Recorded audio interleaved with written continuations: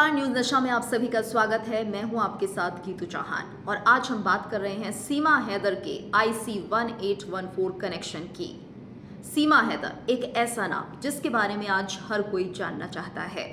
वजह है सीमा हैदर और सचिन की लव स्टोरी। क्या वाकई एक लव स्टोरी है या इसके पीछे कोई जासूसी कनेक्शन है? इन तमाम तरह के सवालों पर चर्चा करेंगे, जानने की कोशिश करेंगे। हमारे साथ खास मेहमान भी जुड़ चुके हैं। रॉ के पूर्व अधिकारी RK यादव जी हमारे साथ जुड़े हुए हैं। RK यादव जी, आपका बहुत बहुत स्वागत है न्यूज नशा पर। और जिस तरह से हम देख रहे हैं सर कि सीमा हैदर फिलहाल चर्चा में बनी हुई है। कई सवाल अपने आप में वैसे भी खड़े हो रहे हैं कि आखिर किस तरह से सीमा हैदर भारत में आई। ना तो उसके पास वीजा था, ना पासपोर्ट था। सवाल अपने आप में कई बड़े हैं। फिलहाल आपसे हम इस कनेक्शन को समझने की कोशिश करेंगे कि आखिर क्या इसे एक लव स्टोरी माना जाए या फिर इसे कह सकते हैं जिस तरह से जासूसी की बात कही जा रही है, पाकिस्तानी जासूसी कनेक्शन यहाँ पर निकल कर आ रहा है, क्या हम इसे उससे जोड़कर देखें? आप क्या सोचते हैं? देखिए, इसमें जासूसी का कनेक्शन बिल्कुल नहीं लगता मुझे, क्योंकि जिस हिसाब से ये एंटर हुए हैं, ये तो एक इन्वेस्टिगेशन का मैटर है। लेकिन जासूसी के लिए एक टारगेट क्या है इसका, सबसे बड़ी बात है। जासूसी या तो साउथ ब्लॉक में हो, या हमारे डिफेंस इंस्टॉलेशंस की हो, या हमारे जो साइंटिफिक इंस्टॉलेशंस हैं उनकी हो। तो ऐसा कोई एजेंडा इसके पास अभी तक नहीं मिला। ये इसकी एंट्री के बाद ही ये सवाल पैदा हो रहा है कि एंटर क्यों हुई, किस लिए हुई। तो उसमें एक एंगल जासूसी का भी पैदा हुआ। तो मैं इस बारे में सोचता हूँ, और मैंने देखा भी सब, और जगह भी ये चैनल सुने हैं। इसमें ऐसा कोई नहीं लगता कि ये जासूसी के लिए लाया गया। जासूसी के लिए एक प्लेसमेंट होती है पर्टिकुलर जी, कि आप वहाँ जाएंगे, वहाँ जाके प्लेस होंगे, वहाँ पे सब अरेंजमेंट होगा, उसके नेसेसरी डॉक्यूमेंट्स भी होंगे। और अगर ये थर्ड कंट्री इन्फिल्ट्रेशन भी नहीं है।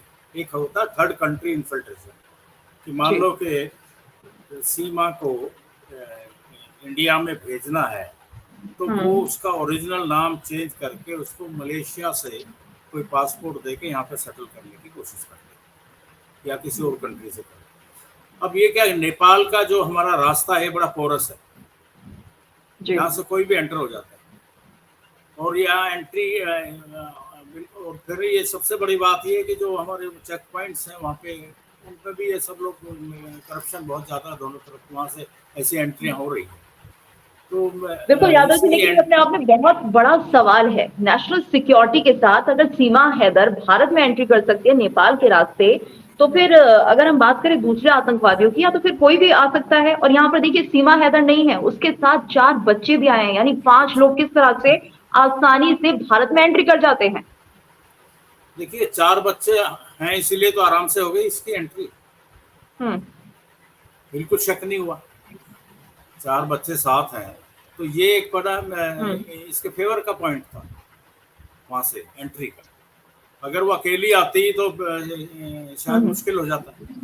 तो इसमें ये बच्चों का तो एक पॉजिटिव वो पॉइंट है इनके फेवर में। बच्चों की वजह से एंट्री आराम से होगी, इसमें कोई दो राय नहीं। जी, तो ये माना जाए कि कहीं ना कहीं सीमा हैदर को ये बेनिफिट मिल गया क्योंकि बच्चे उसके साथ थे। लेकिन सवाल अपने आप में अब सिक्योरिटी का है। अगर हम भारत और नेपाल की सीमा पर सिक्योरिटी की बात करते हैं, तो एक बड़ी लापरवाही यहाँ पर दिखाई दे रही है। तो ऐसे में क्या माना जाए, इस तरह की लापरवाही? तो ये तो सिर्फ सीमा हैदर का केस हो गया। ना जाने कितने लोग ऐसे हैं जो कि लगातार वहां से बॉर्डर को पास कर रहे हैं, बॉर्डर क्रॉस कर रहे हैं। तो उनको लेकर क्या कुछ भारत सरकार कर रही है? ऐसे तो कोई भी आ जाएगा यहाँ। देखिए, नेपाल का बॉर्डर मैंने अभी आपसे कहा बड़ा पोरस है, इसमें एंट्री बड़े यहाँ पे एक जगह से तो एंट्री है नहीं, यहाँ पे बहुत जगह के रास्ते हैं और कुछ ऐसे भी जो ओपन है। तो उसमें ये इसको पूरी तरह ब्लॉक करना, चेक करना, क्योंकि हमारे रिलेशन नेपाल से ऐसे हैं कि हम इसको नहीं रोक पाते। अब IC 1814 आप ये कह रहे हैं कि रोक नहीं पाएंगे? जी। रोक नहीं पाएंगे। Yes, I should admit it. अब IC 814 की हाईजैकिंग हुई थी। नहीं, लेकिन बहुत बड़ी खामी है यादव जी। सर, ये बहुत बड़ी खामी है। बिल्कुल है, इसमें कोई दो राय नहीं। ये इस पे तो शक ही नहीं हुआ होगा कि 4 बच्चों के साथ औरत जा रही है, कोई जासूस भी हो सकती है। और मुझे तो लगता भी नहीं कि ये जासूस है। जासूसी के लिए एक पर्टिकुलर एजेंडा तैयार किया जाता है कि वहां जाएंगे, उस तरह उसको जी। प्लेस करेंगे, उसके बाद वो वहां पे उस जगह जासूसी का प्रोग्राम होगा। ऐसी कुछ चीजें जैसे निकल नहीं रही और इंटरोगेशन में भी नहीं निकली तो और किस आगे भी। आधार पर ये शक हो रहा है? दोबारा बोलिए। किस आधार पर ये शक किया जा रहा है कि सीमा हैदर एक जासूस हो सकती है? हाँ, शक इसलिए हो रहा है कि ये पाकिस्तानी है, पाकिस्तान से आई है और बच्चों के साथ एंटर हो गई है। और ये इसका यहाँ इंडिया में जो लिंक दिखाया है, ये इसको जैसे आजकल लव जिहाद का मामला चल रहा है, इसकी लव जिहाद की कोई उम्र तो है नहीं, कोई उम्र नहीं है इसमें। तो अब आगे हो क्या गया कुछ कार्रवाई की जा सकती है? मुझे नहीं लगता है, ये तो इसको डिपोर्ट कर देना चाहिए वापस पाकिस्तान को। अगर जहाँ से आई है उधर से उसको एंटर करें, वापस भेजें। पाकिस्तान तो कह रहा है कि हम इसको नहीं लेंगे, लेकिन ये है कि इसको नेपाल से आए थे, नेपाल से एंटर करके भेजें, ऐसे जहाँ भी भेजना। जी। और आपको लगता है यादव जी, अगर ऐसा होता है तो क्या पाकिस्तान का रवैया हिंदुओं के प्रति जो कि वहां पर मौजूद हैं वो नहीं बिगड़ेगा? क्या वहां पर बवाल नहीं होगा? क्योंकि पाकिस्तान को तो एक मौका चाहिए होता है कि कब कोई बात सामने ऐसी आ जाए जिससे कि वो भारत के खिलाफ जहर तो उगलेंगे, साथ ही जो हिंदू वहां पर रह रहे हैं उन पर भी कई ऐसी कहानियां जिन पर जुल्म लगातार होता वहां पर रहता है। और ऐसे में अब सीमा वाला मामला अगर बिगड़ता है तो पाकिस्तान का रिएक्शन जरूर आएगा। देखिए, वहाँ पे हिंदुओं पे तो अत्याचार हो ही रहे हैं, हम देख रहे हैं, सिंध से रोज खबरें आ रही हैं। और किस तरह अभी 1-2 दिन पहले भी एक लड़की को वहाँ से वो कुछ लोग उठा के ले गए हैं जबरदस्ती, उसको इस्लाम में कबूल कराया, उसका फिर जो निकाह शादी वगैरह होनी थी वो कराई। तो वहाँ पे हिंदुओं को टारगेट तो बनाया जा रहा है। और मुझे बड़ी इस पे कहते हुए भी थोड़ा अफसोस है कि भारत सरकार इस मामले में कोई कड़ा कदम नहीं ले रही। ये अगर किसी मुसलमान के साथ इंडिया में हो जाता तो सारी कंट्रीज जो मुस्लिम कंट्रीज हैं उनका रिएक्शन हो जाता, लेकिन हमारे जो हिंदू वहाँ पे पाकिस्तान में हैं, कई जगह पे हैं, सिंध के अलावा भी बलूचों वगैरह में भी हैं और इवन के लाहौर में भी हैं, उनके साथ रवैया इनका ठीक नहीं है। और ये जैसे लड़कियों को वहाँ उठा के किडनैप करके हमारी हिंदू लड़कियों को और मुसलमान बना के वो जबरदस्ती शादियाँ कर रहे हैं, इसके ऊपर कुछ ना कुछ अंकुश लगना चाहिए और सरकार को इसमें दखल देना चाहिए, पाकिस्तान सरकार के साथ। और इन चीज़ों को रोकने के लिए कोई कड़े कदम उठाने के लिए वहाँ पे कार्रवाई करवानी चाहिए। यादव जी, और जिस तरह से अब सीमा हैदर के टेस्ट भी कराए जा रहे हैं और ऐसे में सच को खंगालने की कोशिश की जा रही है, ऐसे में सवाल बच्चों के भविष्य का भी है। क्या बच्चे वापस जाएंगे पाकिस्तान? उनके नाम तक बदल दिए गए हैं। क्या बच्चे वाकई सहज महसूस कर रहे होंगे? क्योंकि जो उन्होंने देखा इतने सालों तक, बच्चों की उम्र काफी है। पहले बच्चे की बात करें तो 10 साल का वो बच्चा है, 4 बच्चे हैं और ऐसे में एक बेटा 3 बेटियां। तो उनके लिए अब क्या रास्ता बचता है? उनके लिए क्या फ्यूचर है? किस तरह से अब उनके लिए निर्णय लिया जा सकता है? देखिए, सीमा का कवर ही ये बच्चे थे। अगर अकेली नहीं होती तो ये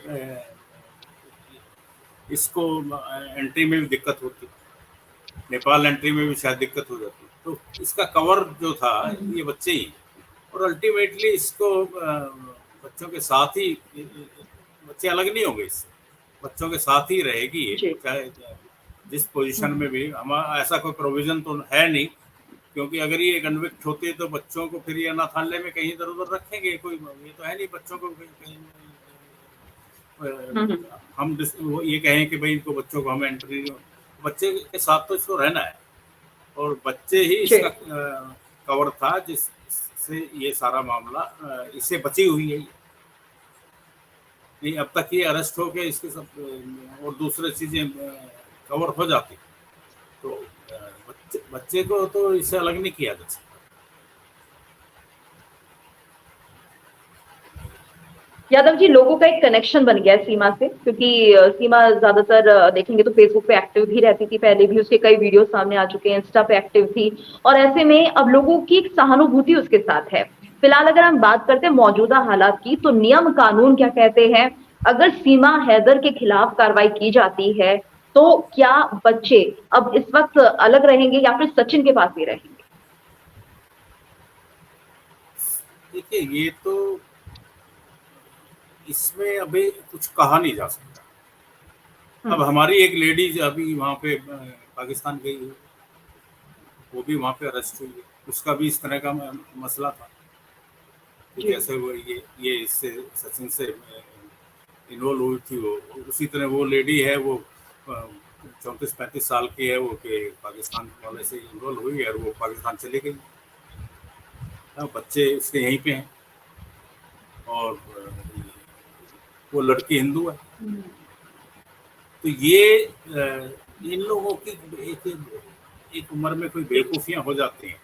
तो मैं तो इसको यही कहूँगा कि ये की मैच्योरिटी है कि इस तरह के ये लोग अपनी फैमिली लाइफ को छोड़ के और ये ऐसी मसलों में घुस जाते हैं और बाद में उसमें प्रॉब्लम होती है।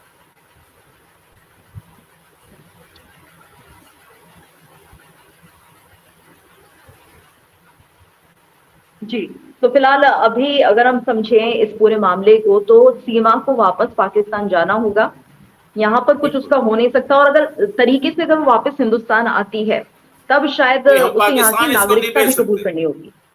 हम पाकिस्तान नहीं भेज सकते, हम इसको जो इसकी एंट्री पॉइंट है वहां से ही इसको एंटर अच्छा, क्योंकि ये पाकिस्तान से तो हमारे यहाँ आई नहीं है, ये तो आप दुबई से काठमांडू आई है और काठमांडू से यहाँ पे आई है, तो इसका रूट तो यही बनेगा।